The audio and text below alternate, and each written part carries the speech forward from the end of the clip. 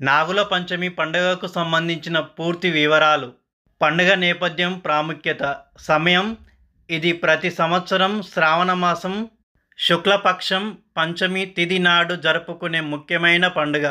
ఆంధ్రప్రదేశ్, తెలంగాణలోని కొన్ని ప్రాంతాలలో దీపావళి తర్వాత వచ్చే కార్తీక శుద్ధ చవితి నాగుల చవితిగా జరుపుకుంటారు. కానీ శ్రావణ పంచమిని నాగపంచమి అంటారు.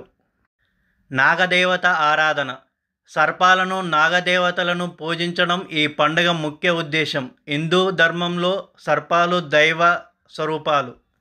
దైవ సంబంధం: పరమేశ్వరుడు అంటే శివుడు తన మెడలో నాగేంద్రుడిని అంటే వాసుకి ఆభరణంగా ధరిస్తాడు.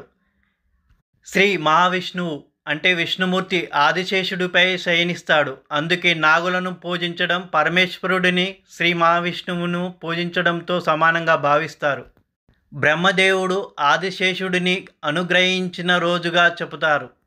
గరుడ పంచమి. శ్రావణ పంచమి రోజే వినుతకు గరుత్మంతుడు జన్మించాడు. అందుకే దీనిని గరుడ పంచమి అని కూడా అంటారు. మంచి సంతానం కోసం, ముఖ్యంగా సోదరులు ఉన్న స్త్రీలు వారి క్షేమం కోసం ఈ వ్రతం పాటిస్తారు.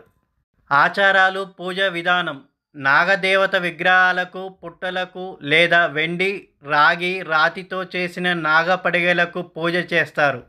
నైవేద్యం: పుట్టలో పాలు, పసుపు, కుంకుమ, పువ్వులు, తులసి దళాలు సమర్పిస్తారు. గోధుమలతో చేసిన పాయసం వంటివి నైవేద్యంగా పెడతారు. ఈ రోజున నాగదేవతలకు ప్రత్యేక పూజలు, అభిషేకాలు చేయడం వలన ఆ దోషం నుండి ఉపశమనం లభిస్తుందని నమ్ముతారు. ప్రకృతిలో పాములు పర్యావరణ సమతుల్యతలో ముఖ్యమైన పాత్ర పోషిస్తాయి. ఈ పండుగ ప్రకృతి పట్ల గౌరవాన్ని, జీవ పూజ భావనను తెలియజేస్తుంది.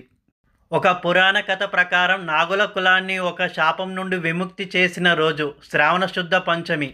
సర్పదోషం, సంతాన సాఫల్యం, ఆరోగ్యం, ఐశ్వర్యం, భూమి పంటలకు శుభం కలుగుతుందని